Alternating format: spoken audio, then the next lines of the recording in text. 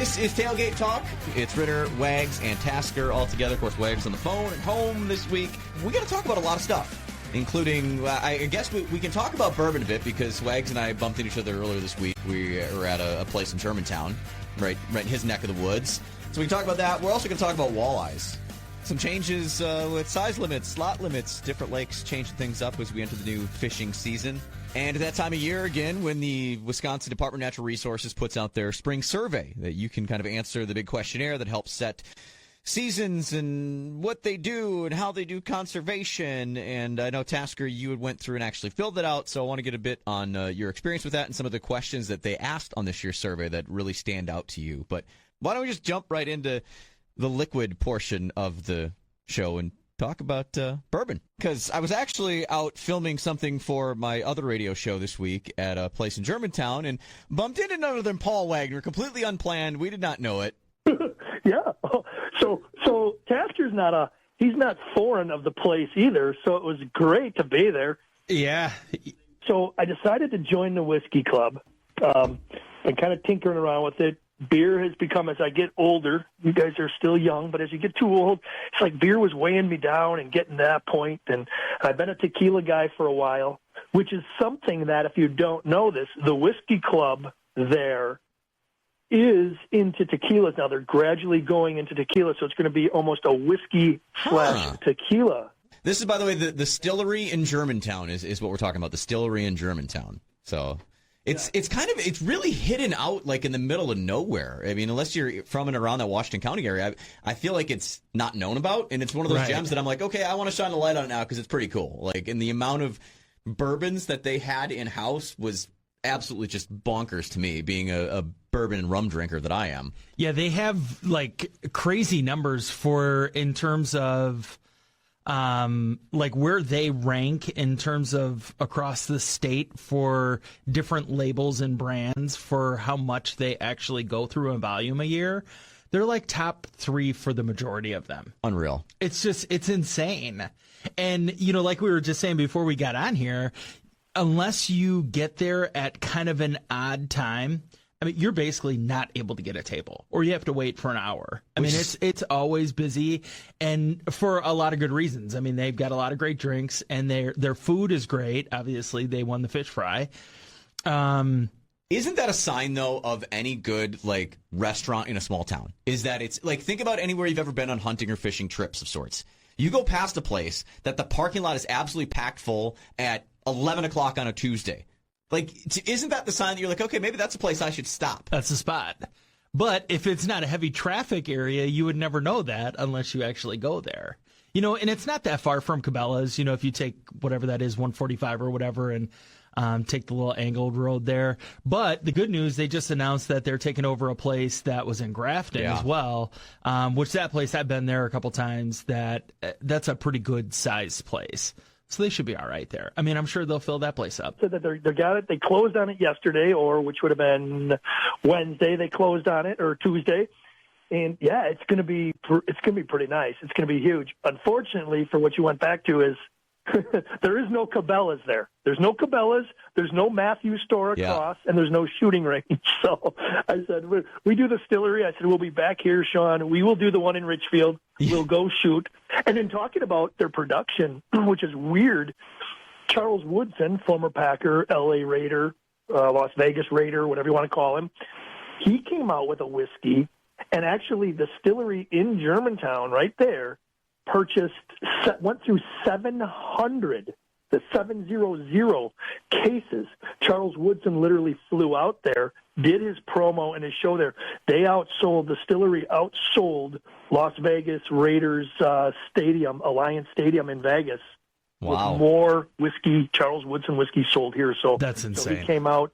Yeah, and then now Coors, if we were talking to them, Coors is coming out with a whiskey, and they put in such a huge order, largest in the country, that David Coors, I believe that's his name, will be out in the near future just to see who did it, why it was done, and he's going to have lunch there and shake hands and sign bottles because of the overwhelming. It's becoming one of the, not necessarily, like Task said, not necessarily in the state, but in the country.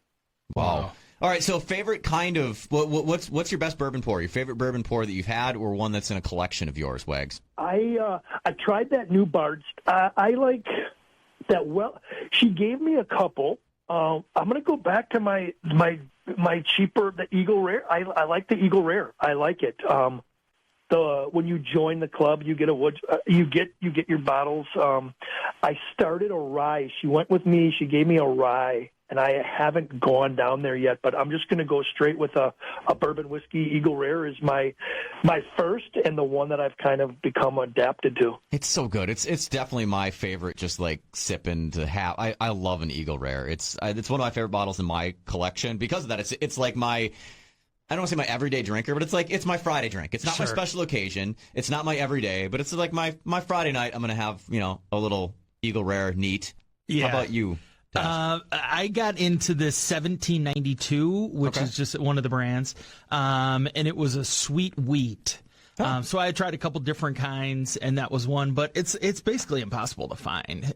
Just like Eagle Rare is very hard to find. It's a very affordable bottle. The Eagle Rare is, whereas I think the 1792 is a little pricey, but you can't find it anywhere anyways. So it's like different variety. Yeah, you can find like the standard 1792 or like a 1792, yes, foolproof. But to find a small batch or a single or some of those, it's impossible.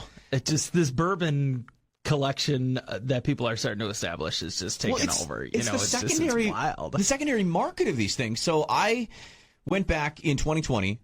We talked about it on this show, the trip that I took back in 2020 that we drove down to New Orleans. So we stopped at Buffalo Trace on the way because it was pandemic. Nothing was going on. Just wanted to do something. My brother-in-law, we took the trip. We stopped at Buffalo Trace.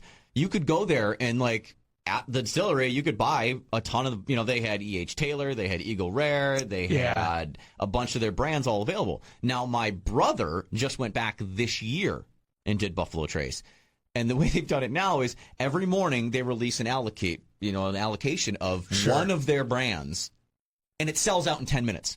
It's because the line is out the door. Yeah. It's become this secondary market where people just buy up all of the stuff they can find and then try and resell it on a secondary market for twice the price, which is why you can't find these ones we've talked about, like Eagle Rare and stuff like that. So, I've gotten to the point I've gotten so frustrated with it that I'm just like, screw it. There's other ones that are good. Knob Creek Single Barrel. I'm good with that. I'll just drink that. I can buy that at a Sendik store, right? Or Pick and Save or any grocery store, basically. Yeah. And it's good. You know what I mean? I don't have to play the games of searching it out, can't find it, paying twice the retail price. Right. It's not that important to me. The secondary market has just become so absurd and so ridiculous with that now, where bottles are going for 4 to 10 times what they should be at MSRP. It's crazy. That ruins it for a lot of people. No, it does. And like you said, you can get it. You can actually find it.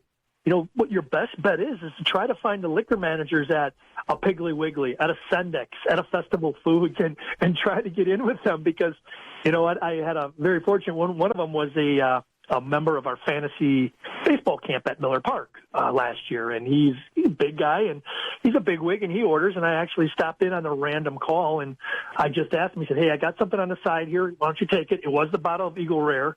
And I'm like, oh, what's this going to go? And she rings it up, and $29.99. That's a great price. Yeah. Great price. Which is basically what you'd find that for. Right. It's around a $30 bottle. So. And it's crazy to think about, everyone talks about all these other ones that are $100, $200. And it's no, actually, if you can find, there's really good. If you can find it. There's really good bourbons out there. But that's why I brought up, Knob Creek and stuff. You can pick it up anywhere. And it's the same thing. It's around a $30, $35 bottle. It's good. It's kind of like wines. How wine at one point in time got to be this big thing where the prices of wine went up. Can you tell the difference between a $200 bottle and a $20 bottle? Absolutely not. There's so many bourbon that's the exact same way. No. Why do we do this to ourselves? Yeah. Imagine if. So this is the connection where you go, why you outdoors focus and you're talking about bourbon for almost 10 minutes. Well, obviously we enjoy having a little celebratory, and bourbon works great for that. But imagine if the way the secondary market is out there on bourbons, this is the way that hunting and fishing gear was. Right.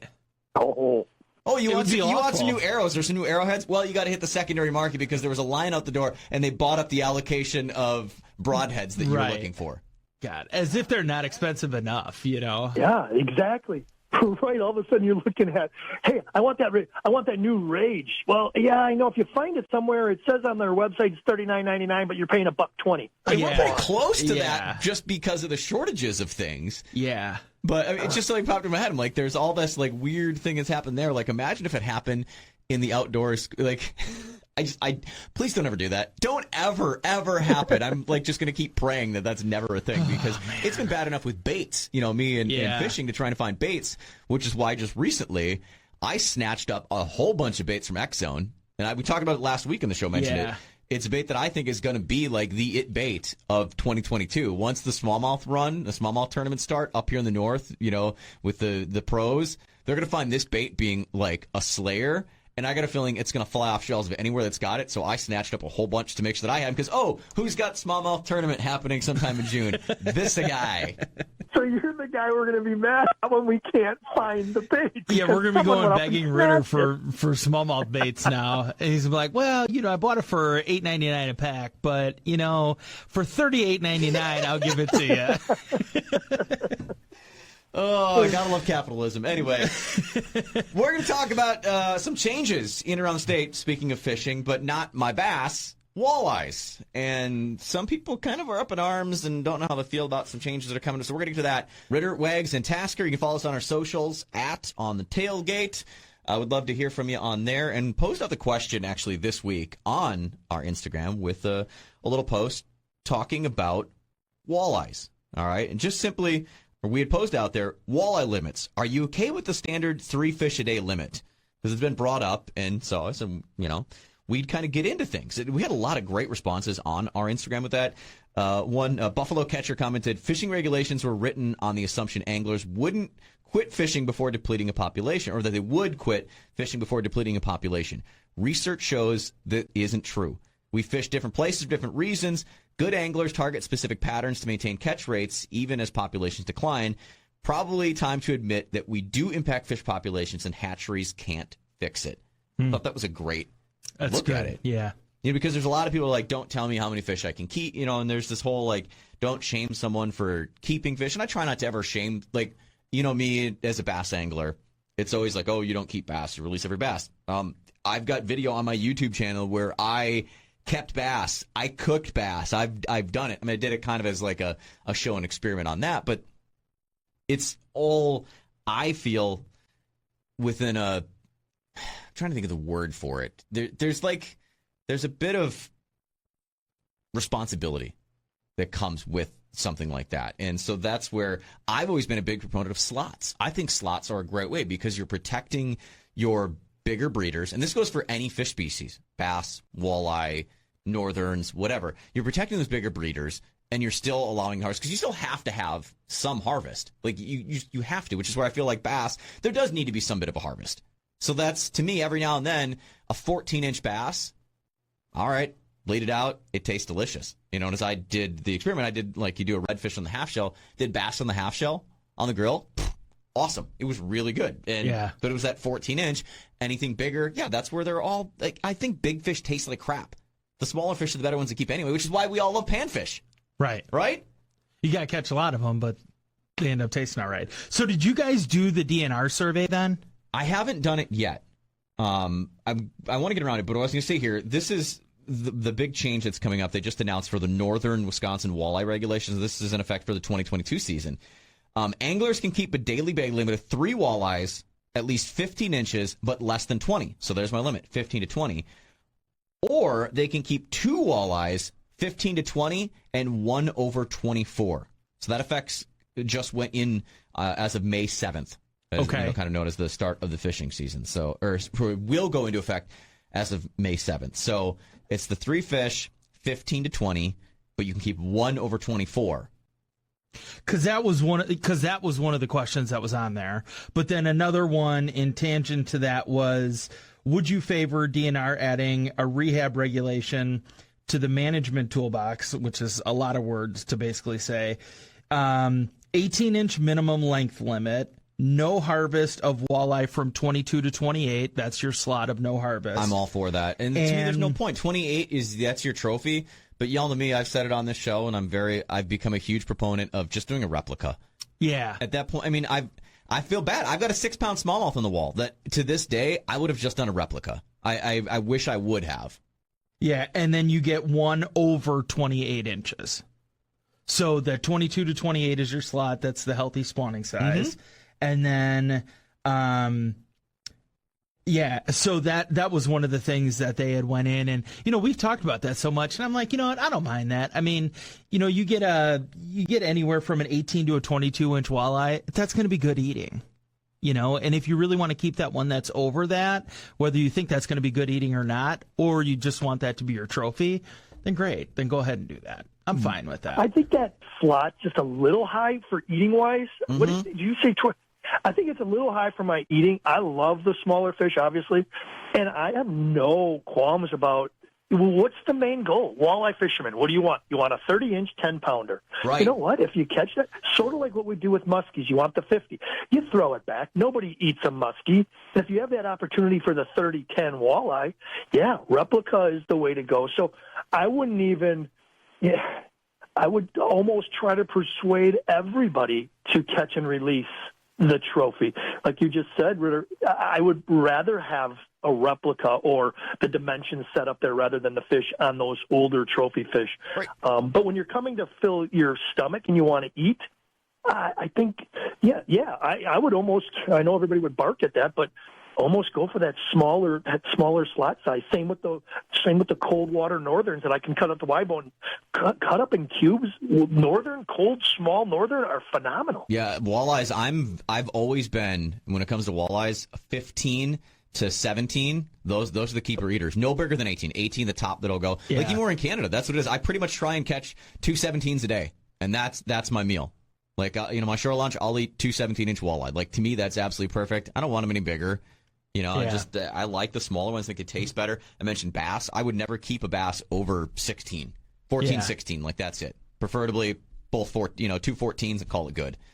But again, we're not trying to shame. I hope no one takes it that way. And I would never shame or tell someone they shouldn't keep something or can't keep something. Like that's everyone's earned choice. I'm just sharing my personal opinion of how I go about things because of the conservation. When I mentioned the replica of not keeping a trophy, that's just because it's important to me of anything that I keep and harvest, I'm going to eat. I'm going to utilize it. I feel like I owe that to that piece of nature. I owe it back to take care of it, to utilize what I keep. And the fact that I've now taken a 6-pound smallmouth out of the Bay of Green Bay and thrown it in the freezer for a month or whatever, a taxidermist took, skinned it and it just went to trash. Like that doesn't feel good to me personally. Yeah. And that's where I've changed so much to going, you know what? A replica. It looks the same. I mean, because when you mount a fish, and I've been around taxidermists, you still have to paint him anyway. Yeah. So like the art of that's to me a good taxidermist. Yes, it's setting the fins right and doing those things, but really what separates the good from the best is your paint job, how well we can paint. Yeah. So you find a good taxidermist that does amazing paint work and paints a replica, there's no difference. That's just me personally of how I feel about that. I mean, you talk about some of the people that are kind of like, oh, I don't like the changes. I think it's nobody likes change. You could be the Minocqua Chain of Lakes. They're still under their no harvest of walleyes until 2025. Yeah. You've got that whole Minocqua Chain that went no harvest because the populations got so low small because of over harvest. And, I want my son to be able to enjoy catching walleyes and eating walleyes and some great bass fishing for, the rest of his life. And if I have to give up a little here so that it can be down the road, I'm okay with it. Again, that's just me personally. I don't want to seem like I'm preaching or telling someone else what to do because I would never do that. It's your choice to do what you want to do. Yeah, you mention it, the eye roll or something or what you do, and you never want anybody, you want them to enjoy it. And with turkey season coming up right now, people frown. I've seen it. You shot a Jake. Why'd you shoot a Jake? Oh, you should have waited for the tom to come in. Or even the fall hunters when we're deer hunting, and that's at any sex, and somebody shoots a hen, and you're like, what are you shooting a hen for? I mean, you're right. Whether or not it's somebody else's trophy, and you can't look down upon somebody for harvesting it because, again, I look at it when it comes late season or early season with turkeys, whether it's a Jake for my younger hunters or me sitting for a tom, hey, turkey breast meat is good. So, again, we have limits for everything. Why not go into the fishing industry and make them workable? We have deer limits. We have turkey limits. Yes, you can buy more tags, or you can buy extra doe tags for deer hunting. Whatever you're fishing, or whatever you're hunting, whatever your outdoor activity is, there's generally a limit. And why not kind of condone or consolidate the fishing one to prevent or preserve future fishermen? Yeah, this is a topic, especially with the walleye limits. That was something I talked about a lot with my boy Brian Keller, who runs the Real Shot up in Appleton. He's also the guy behind Head to Head Fishing, which, by the way, if you want to check out some fun walleye fishing and a great walleye fishing series and tournaments, it's Head to Head. Head to Head Fishing. It is so much fun because it's just a different tournament format. Instead of your typical send out a field of 50 guys and they're all competing to catch the most, this is all a weigh and drop, kind of like MLF is, but you're head-to-head against someone. So it's you against one other angler on the body of water that day. That's it. It's not you versus the whole field. It's it's just, to me, it's such a fun way to take in fishing. In fact, I talked to Brian on this show. It was about a year ago. We did the whole episode was all about head-to-head and stuff like that. It's available if you want to go back on the podcast page and search it out. Get a little look at what head-to-head is. It's really, really cool. But, he's up there in Appleton, in Lake Winnebago, the huge walleye fishery that is. Growing up in that area, to me, Lake Winnebago and the Bay of Green Bay, that was walleye fishing. It's like the walleye capital up there. But how people get so angry and the decline of not only size, but catch of walleye on Lake Winnebago over the last 10 years it's incredible. And, a lot of people point to walleye tournaments and the tournament fishermen. Are they to blame? And that was his side of is it us or was it, Joe Sixpack that rolls up in a cooler and any fish, any walleye, if there's no size limit, everything's going in the cooler. It doesn't matter what it is. So what's actually worse? Is it the tournaments or is it that? And how is there a way to make things fair? Because the tournament anglers, they want the fish there too. They want to take care of them. And so, there's this delicate balance, and we talked about that. And I said that's why I've been a fan of slots, because I feel you can protect both sides. You can still harvest and still enjoy, the bounty of nature while also conserving for the future by using the slots. So it's kind of forced responsibility, with things. I don't know. It's a great conversation if you want to go back and listen to it with Brian. Because to me, he came from fishing walleye tournaments. He was a professional angler, and then runs a tackle shop and now runs actually his own tournament series. He's got a lot of great insight into that whole situation. Oh, that's nice. That's nice. I think it's always up for debate. Everybody's going to have an opinion, and it's good to have a forum where people can talk. And with the DNR opening it up, supposedly, whether their decision is made or whether they are actually opening it up to public talk, public discussion is another thing. But I like it because things have to be taken care of. And if not, as the old cliche goes, what's here for us will never be there for tomorrow for tomorrow's kids. Yeah, another one I forgot to bring up when I was saying, you want to say how bad it really could be. It could be in Mille Lacs. They just opened up a one walleye a day between 21 and 23 or one bigger than 28.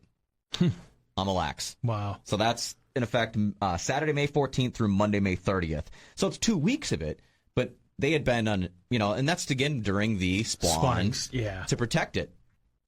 The Fox River in Green Bay, I've always said I would be totally fine with making that a one fish over 28 that entire time. Because, right now, you want to go up there, you could walk from Voyager Park into Pier all the way across to the Brown County Fairgrounds on the other side of the river. There's so many boats. You could just walk boat to boat across the water, all stacked up in there in the end near the dam, all just trying to slay the big spawners. And it's just incredible the size and the amount of fish that can be caught during that time. It's crazy. Yeah. But anyway, we'll digress. Feel like we went down a whole weird path there talking walleyes.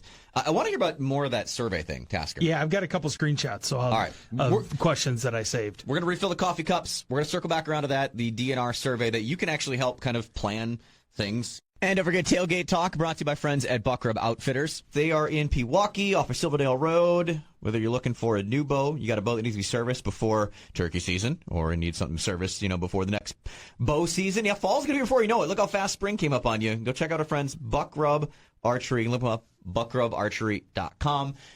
It's Ritter, Wags, and Tasker. You can find us on socials, @On the Tailgate. So, Tasker, before you mentioned that you did the survey that DNR puts out every spring. looking at pre-planning of things, and whether it's harvest or seasons or whatever, what were some things that stood out to you and, your general thoughts on the entire thing? It was longer than I had expected, first of all, which I was not expecting it to be. It was almost 100 questions. Which, well, I've not done it yet. I need to plan some time to sit down. It's like maybe 20-ish minutes, but, I didn't think that it was going to take that long, and then I didn't realize that, depending on, like at the beginning, you have to just say, what county do you reside in? They actually give you solicited questions from, like I had to answer specific questions for Washington County that dealt specifically with some things that were happening there, or submissions that were brought from the county specifically. So, that's kind of nice that they tailor it to exactly what you're looking for. But more importantly, it would be for me to look at Eau Claire, because that's where I hunt. So I don't know.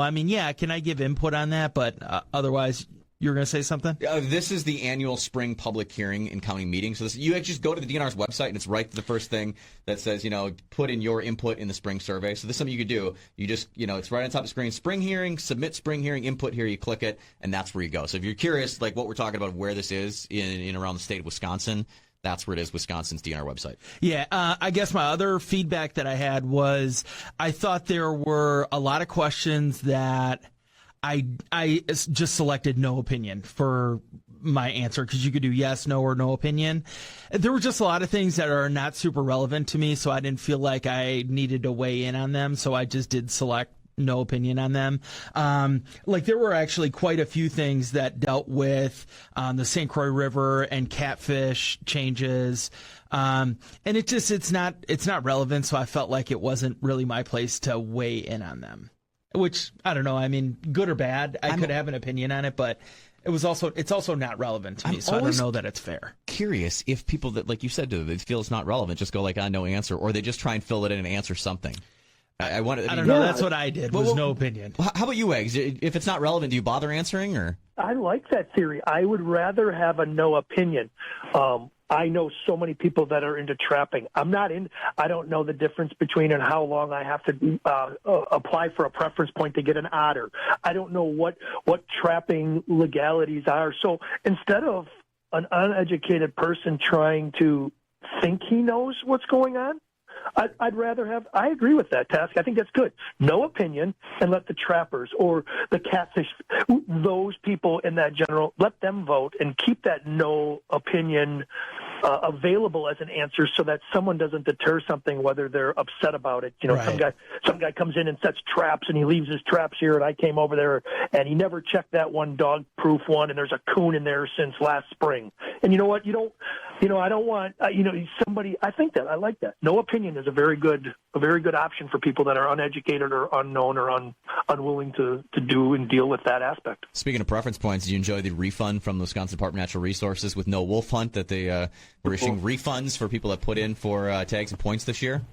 Do you remember when we talked to that woman, Mary, from the DNR? Yep. And I literally asked her about that, and she said, yeah, this was that was last 2 years ago, and I said, what about a refund? She goes, yeah, that refund isn't coming. So I did not. So one of the questions actually was dealing with that specifically, with preference points, was, do you approve of lifting the restriction or doing away with, if you don't submit for preference points within 3 years of the last time, do you get to keep your preference points? So like if you submit for a bear tag 3 years in a row, then you take 4 years off. When you go back on that fifth year, you would not have your preference points as it currently stands. I lost a lot of bear preference points doing that exact same thing already. There was a time where I had applied a couple years in a row, and then I missed the deadline, and so that I knew that set me back, and then I'm like, well, there's no point now. I'm already set back. Almost felt like 2 years at that point. Right. And then I took my break of not hunting and doing anything, so I didn't bother. So yeah, all and that just 4 years left. Yeah, it's just gone. So I had 3 years of built up, and this was back when bear tag, you were at about 5 years. It was like 5 years of preference points. You're probably going to get your tag. I mean, now I don't know where it sits. I feel like it sits a couple more years for. Yeah, I want to say it's like 7 to 8. Yeah, somewhere around there. But I think you should. I mean, you paid for it. It's your preference point. I think it's something. And I don't know what the 3-year restriction is on that. Why is it that window? So for me, it's like, I don't know. I mean, stuff happens to people, and whatever. I mean, 3 years is long enough time to get back in there, but I don't think you should lose those. I agree. So I voted in favor of doing away with that. Nope, that's a good. I agree with that as well. You're right. You miss that out whether something happens, especially you can't, like December 10th. We know December 10th is our turkey. There's certain species for trapping. I think the wolf, the lynx. There's cat. There's other things for December 10th, but December 10th has always been turkey and bear.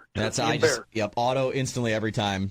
Turkey and bear, boom. I put in and get it done there right away in December, and so the waiting, I get it done right away as soon as the options open up for that. So I'm not stuck in where I was back, was it probably 10 years ago when I was a dummy and missed the deadline. Yeah. I was much younger and doing dumber things at that time too. That's fine. All right, so this one is very relevant. Somewhat relevant, but I'm sure you'll have an input, Ritter. So the question is dealing with small, unregulated, unpermitted fishing tournaments. So permits are required for tournaments of 20 or more boats, 100 or more participants, off-site weigh-ins, and total prize values over $10,000. Okay, so that's kind of the background on it. Would you support the DNR implementing a mandatory self-registration system for small tournaments that could be used to collect data on the number and types of small tournaments and participants across Wisconsin waters? All right, so where I see this headed is down the road of, I think, Illinois got in this too, and it's I don't want to call it a money grab, but it's a way to, if they're allowing small, unregulated tournaments now without permit, you're not paying for the permit. I think if they find that there's a lot of these tournaments, they're going to then make it a thing where you have to have a permit for every single tournament. And that's where, I think that's they're looking at, if we set something up, can we do a data collection to see where it's going? I almost feel like we have to say yes to it, because otherwise they're going to go to it anyway, and they're just going to implement I feel like it's coming that every tournament is going to have to, which I'm fine with it. It is what it is. But, I mean, tell me that there's not the buddy system. You all get together and you pitch it, you get 10 buddies together and you're out in your boats and you're going to pitch in, $10 a piece for big bass or big walleye or whatever. And you're still going to have those things are going to happen anyway. I mean, and those would be exclusive of these guidelines, but good luck catching still. I mean, you're talking about the actual, put together fishing clubs that'll do. Right. Maybe they've only got 10 boaters in their club that's going out. Do they have to permit to do that? Most fishing clubs I know, like everyone involved that, through like the BFL type stuff, those type fishing clubs, the Bass Nation, they ahead of the season go through and get the permits. They apply for them anyway, whether it's 10 people or not. Just legally within that, to be within the rules of things. I know the kayak series, me getting involved in that world now, they've all got theirs set, which is why we were waiting for the one that I was fishing. One of them was waiting for the DNR to approve the permit before they could set the boundaries of where things were. Now I know where our boundaries are, but so I feel like you're all going to pay. Illinois went to that too, where every tournament is a pay thing, but Illinois' percentage of what they want is bonkers. It's crazy what Illinois has gone to. Illinois. Right. I just hope that Wisconsin never tries to go that far. Right. Because it makes it where, if you have a small group, a small tournament, there's no point of even having a tournament, because what the fee is, the percentage, there's no point in fishing because of the payout. Yeah.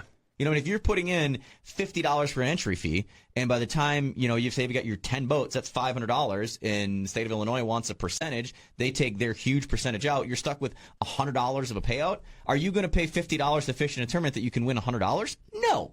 It's just not, it's not going to happen. Yeah. So, I think you nailed it, though, knowing that background a little more now. This was one that I had a no opinion answer on, but this feels like a damned if you do, damned if you don't response. That's what because you either say yes and then you get that registration and permitting process, or you say no and the DNR says, well, why is everybody saying no? We're going to go with this anyways. That's my response. Some of my facts may not be completely 100% factual, so don't quote exactly on that. Numbers might not, but it just generally that's kind of the consensus I've gotten from my understanding a bit of that realm of things. Yeah. Another question, something that we've talked about before. It was a number of months ago, but when we were talking about CWD and how that has become a bigger factor, and what is the best process in order to, kind of control that and figure out really where the spread is happening.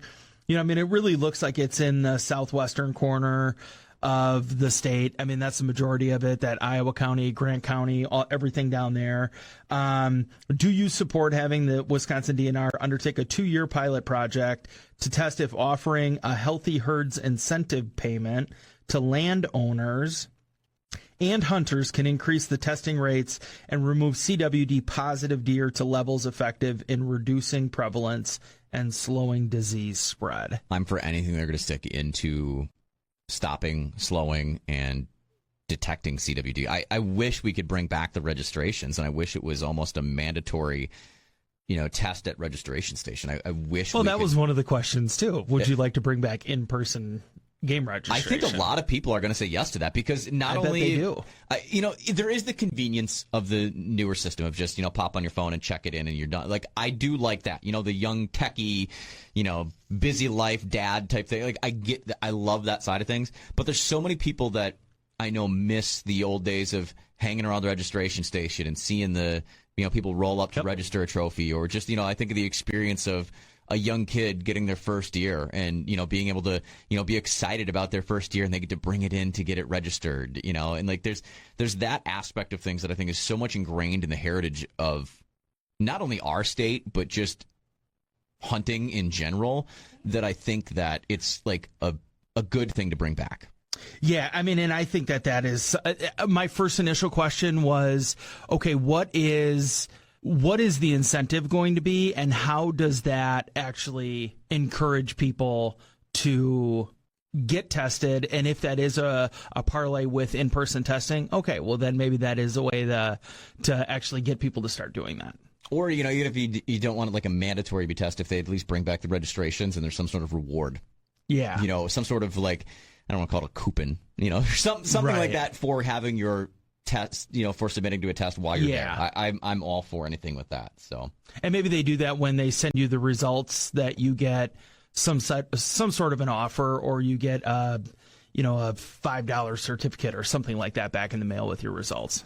Good stuff. Well, if you want to take the survey yourself, like we said, go ahead, go to the DNR's website. It's right there on the top. Click on it. It's the annual spring public hearing and county meeting where you can have your voice heard. I can't talk. We got to wrap this show. Have your voice heard about things in and around the state of Wisconsin. So thanks for joining us this week. Again, you want to check out more on the Tailgate on the socials, link with us there. We'll chat more next week.